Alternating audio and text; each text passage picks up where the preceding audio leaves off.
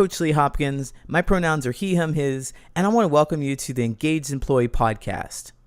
Our mission is to emphasize the relationship between the employee and the workplace with the goal of enhancing engagement levels to create a more productive and satisfying work environment. While many organizations strive to create a more engaging atmosphere, they often miss the mark by forcing connection with big team building events like axe throwing or escape rooms. Those activities only leave employees with a short-lived sense of belonging. Organizations may also try smaller and more suffocating events like happy hours or group birthday celebrations that their employees feel obligated to attend.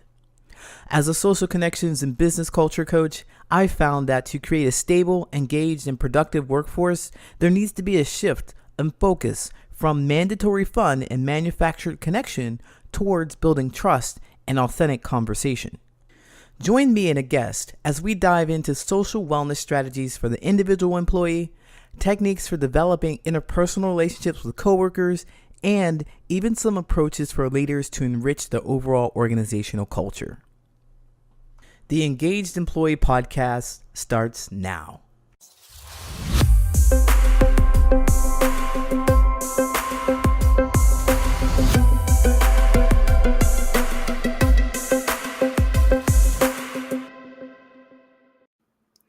Welcome to the Engaged Employee Podcast. My name is Coach Lee, and our guest today is Katie Corum. Katie is the CEO and president of SOAR HR Consulting, LLC. With over 20 years of HR service at local, national, and international levels, she's found innovative ways to improve the performance management processes for both the employee and the manager. Through her company, SOAR HR Consulting, she offers services to small and medium-sized businesses that help streamline processes, reduce inefficiencies, reduce liability, and improve employee engagement. Our conversation today will be focused on interpersonal relationships between coworkers and colleagues. Katie, welcome to the Engaged Employee Podcast. Hello, Coach Lee. How you doing? I'm doing fantastic here in Chicago. It is very nice weather. How are you? Yes, yeah. Well, trying not to melt here in the South Florida weather. But yeah, doing great. Happy Tuesday. Yes, happy Tuesday. It's only June too, so I noticed you have a long way to go through that hot summer. We do. Breathe and focus. We are here. You can soar above the skies. Hold on, I got a little singing bird. Okay. Yeah, sometimes that happens, and that's the beauty of being in a space where we're able to actually see ourselves fully. I would never ever be able to have a conversation with you sitting in your home if it wasn't for this kind of technology. And this is what it's all about. And this is what it's all about, creating those connections. So, yes, absolutely. Yes. So this reminds me a bit of when we first started the pandemic and people were reporting from home, like the news reporting from home, and the kid that burst into the room and the mom was like, "Oh my God, I gotta get the kid!" Like, oh my gosh, they don't know. That news reporter, he was on the live news, and the kids crawling behind. Yep. Yeah, absolutely. So what better way to show that you're human side? We're being real. Yeah, we're being real. We're being real here. So as far as, us showing up with authenticity, because that's what this podcast is all about. That's what it all is all about for me and the relationships and in the workplace as well. So I'd be curious to know, because you have been in HR for more than 20 years. Can you tell us how you got started in this? What got you started in creating SOAR HR? Sure. So, I've worked an eclectic mix between PEOs, the fancy name for outsourcing, to various corporate companies here in South Florida. I've always had a thing about wanting to work with people and help people. Couldn't do the nursing route. I see the sight of blood, I get a little weak at the knees. Yeah. But it just, because I've seen from both aspects, from the outsourcing to the corporate aspects of the challenges of HR, and how to integrate within organizations, how to streamline processes, and going through the various challenges, listening to the executives, listening to the employees. I just felt like I was at the point where I finally put faith over fear and wanted to be able to be my own boss instead of collecting a warm seat working for one company, but to be my own so that I can help many. Mm. So I finally, like after 7 years, I put faith over fear and started it. Coming up on 2 years, the end of this month. Can't even believe I'm saying that. Well, congratulations. I think a lot of us have had this story where we've tired of doing things the way others want us to do it. Mhm. And we have our own ideas and our own needs, wants, and desires, and the way we want to impact the people in our lives. And so you started your own company in 2 years. 2 years, you've been going on 2 years. Years, I know, bananas. Let's wait till you get a little further into it because it's quite a ride. It's quite a ride, but it's fun. I mean, I wouldn't have it Yes. any other way. Mhm. So as far as that, so then you've started this HR business and you help professionals. How do you help small businesses? What is it that you do? Well, first off, I like to be able to find out what are the challenges that they're going through in that moment, whether it be for the executives from a high level to mid level with the managers, what are their challenges with employees, and also being able to hear from the employees what challenges they have. So, to be able to meet with the small to mid sized businesses, do a SWOT analysis, have conversations, do surveys to be able to get the feedback and insight.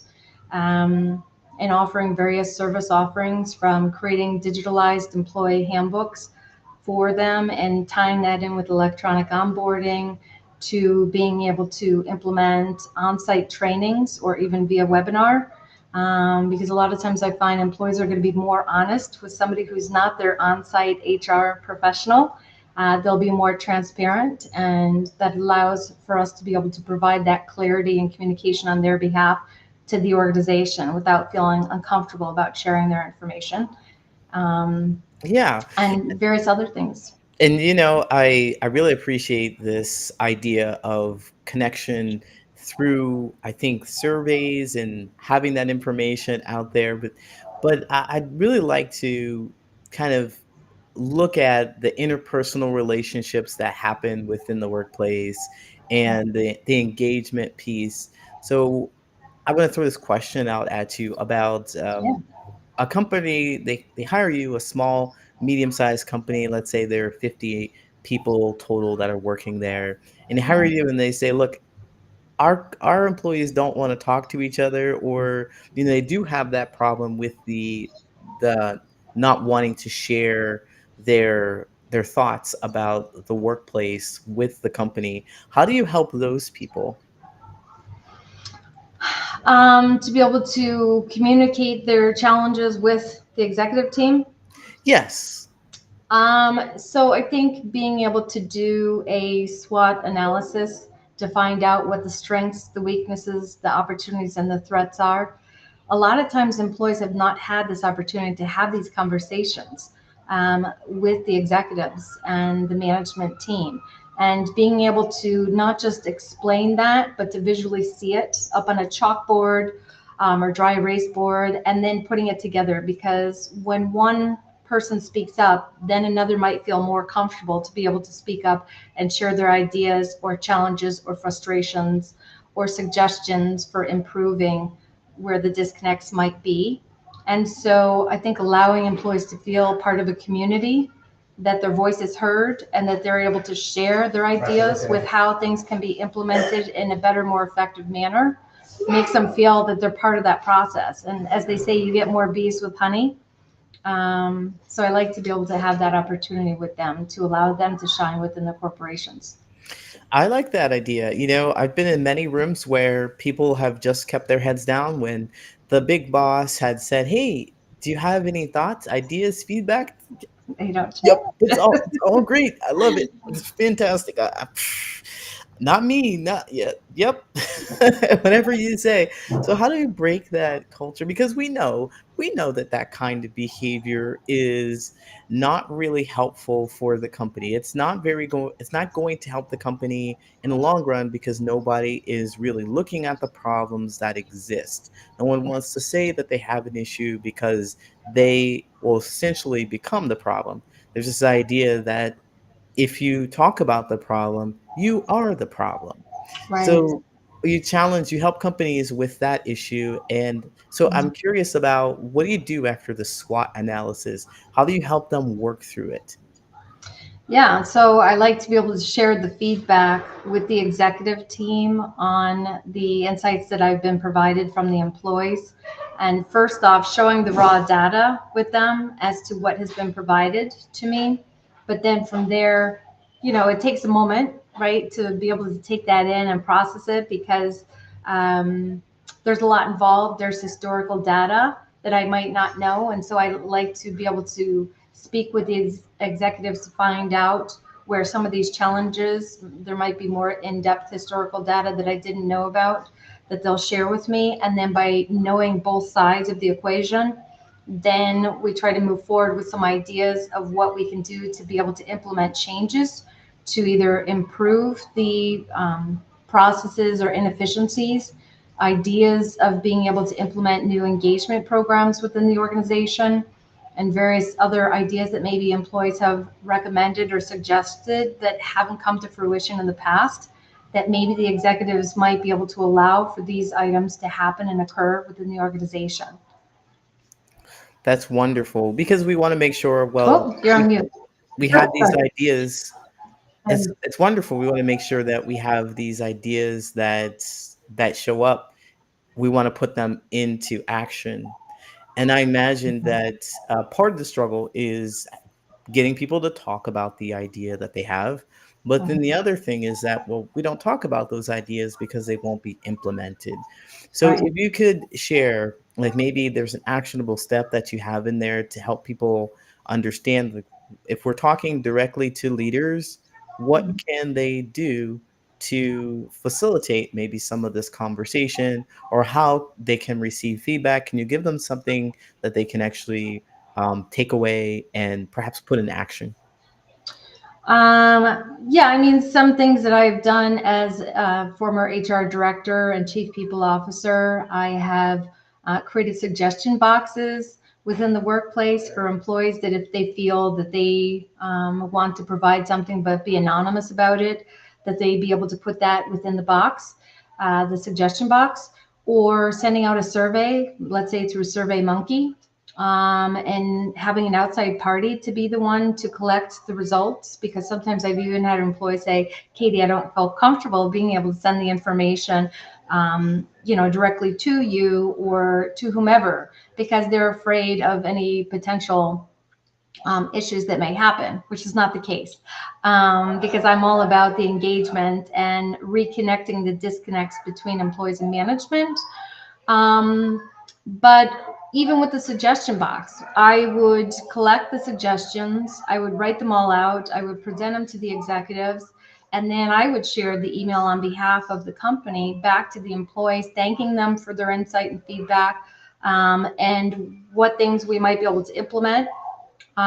Certain things we might have to put on the side burner, maybe because it might be a financial thing, maybe because the companies are already in process of doing another system upgrade on something.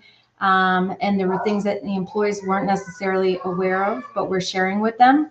And there might be things that, the company might not be able to do, but would consider at a later time. So we don't want for employees to feel that by them sharing that information, that it's going to go by the wayside or nothing's going to happen to it. But to say, look, we hear you, we appreciate you, keep on bringing the ideas and suggestions, and let's see how we can make these things happen and come to fruition. Um, Another way I think of also directly impacting, if you will, is the performance management side. Hmm. I believe that starts with new hires from the beginning. So I actually have recommended for companies to be able to implement a 60-day review And in that 60-day review, creating a grid within the review where the employee, the new hire, and their manager would say what they're going to accomplish during, 30, 60, 90, all the way up to a year. And at that year, to be able to have that same grid placed in the annual review, that manager has something to benchmark for the employee, but also I ask the employee to bring past, present, future. What have they accomplished in the past year that they're proud of? What are they currently working on? And not just what are their future projects, what are their ideas for the corporation? What would they like to see implemented? Maybe there's a different department within the organization, or there's certain team leaders or colleagues within their own team that they would like to work with on streamlining certain features, systems, upgrades, various things that can only enhance and help the organization with growth and profit. So this is an opportune time to be able to have that moment to shine on their own individually. But like I said, if they don't feel comfortable with being able to share that information directly to their boss, that there are other avenues from, the Survey Monkey to employee surveys to having an offsite coach or trainer to be able to have the SWOT analysis or having those Mhm. open forums of conversation with them. Oh yeah, and it's ideal. I mean, this is just the beginning of the kind of communication. We want that really, we want to be comfortable with the people that we work with. So I like that you Absolutely. have these ideas about how to, if we're not so comfortable, how do we close that gap and then get even closer to talking to each other and making sure that their goals and their objectives are met, not just for the individual, but for the company as well. Yeah, absolutely. So, Katie, Absolutely. I know that you are also speaking soon. You're speaking in on August 26th and 28th through not both days, but that's for the conference for the HR Florida State Conference. Can you tell us a little bit about that? Yes, I am super stoked because this is something I have been waiting to have this conversation at a bigger level, not just local, but at statewide level. It's been on my heart for a year and a half now, where I've just wanted to have the conversation with other professionals who, whether they're HR or just business consultants, that have been afraid to consider going into consulting and what does that look like. But you think of the song from the Clash, "Should I Stay or Should I Go?" And so Mm. my thing is, should hashtag HR stay or should they go? It's not about the employees this time, it's about you. And the reason why I want to have this conversation is because anytime I attend any HR conferences, statewide or outside of Florida, it's always, go in this conference room because they're talking about terminations or healthcare reform, or recruiting, whatever the case may be, but nobody's having the conversation with HR professionals about them. And I want to turn that Yeah, chair around and say, I'm here to talk to you about you. you. And what does that look like? Because I, they've gone through a lot since COVID themselves as yes. well. I think so too. We have all gone through quite a bit, but I think that there are some unsung heroes out there in HR, and I know that it's a space where employees don't quite trust you, and then their leadership doesn't quite know what you do. And I say don't know what you do, as in they think they don't know the regulations as well as you do, Right. and some of the ideas that come along, you have to be like, not, no, I'm here to, yeah. So it's kind of, you have to set those boundaries, and you can end up on an island alone. And especially if you're not able to connect with other representatives too, it'll be a little difficult. So Absolutely. I'm very excited about learning how that comes out for you. And Thank maybe you. there are some ways people can get to the conference. I will definitely have the link in the show notes so that if you're interested and you want to visit, you want to see Katie and you want to hear her speech because she's talking directly to you, HR representatives, go check her out. Thank you, With Coach. that said, also, I wonder, how can people find you? I know they're going to see you at the conference, but how can people find you? Sure. Well, via LinkedIn, I have a LinkedIn profile under my name, or you can go to SOAR HR Consulting LLC through LinkedIn. I'm also at soar-hr.com website. And then you can also reach us via phone. Um, 1-800-684-7784. At least I hope I gave the right number. Okay, if not, just go to the website. Just go to LinkedIn, connect with her, and send her a direct message. Send her Yes, a direct message. But absolutely. Yeah, there's and I'm more than happy to have a 15-minute consultation to see if there's an organic fit, because for me, it's about building genuine business relationships. And I want to make sure that, personality-wise, strategic challenges, if it's something I can't help with or it's not a right fit, I have so many people within my wheelhouse, from Chicago down to West Palm Beach and over to California. More than happy to help other HR professionals and partnering with them as collaborators to help those small to mid-sized businesses and beyond. All right. Thank you so much, Katie. We appreciate you being here. Thank you, Take Coach care. Lee. I appreciate you too. Be well. Thank you. Another insightful episode of the Engaged Employee Podcast. We hope you enjoyed the deep dive into the world of employee engagement, leadership, and workplace dynamics. The Engaged Employee Podcast is brought to you by the Patterns of Possibility, where we help people make more meaningful relationships in both their personal and professional life. Before we wrap up, we want to extend our heartfelt gratitude to our incredible guests and, of course, our loyal listeners. Your support keeps us motivated to bring you valuable content each week. If you found today's discussion thought-provoking and want to learn more about how we can help you or your organization make more meaningful relationships, go to patternsofpossibility.com and book a friendly conversation with me. Or you can email me your questions at patternsofpossibility@gmail.com. Stay connected with us and engage with fellow listeners by following the Patterns of Possibility on LinkedIn. You can also catch us on YouTube. Don't forget to hit that subscribe button and ring that notification bell to stay in the loop. And if you prefer the audio version, make sure to subscribe on Apple Podcasts, Spotify, or wherever you get your podcasts. Your support means the world to us, and by subscribing, you'll never miss an episode. Thank you for being a part of our journey to create workplaces where passion meets productivity. Until next time, I'm Coach Lee. Stay engaged,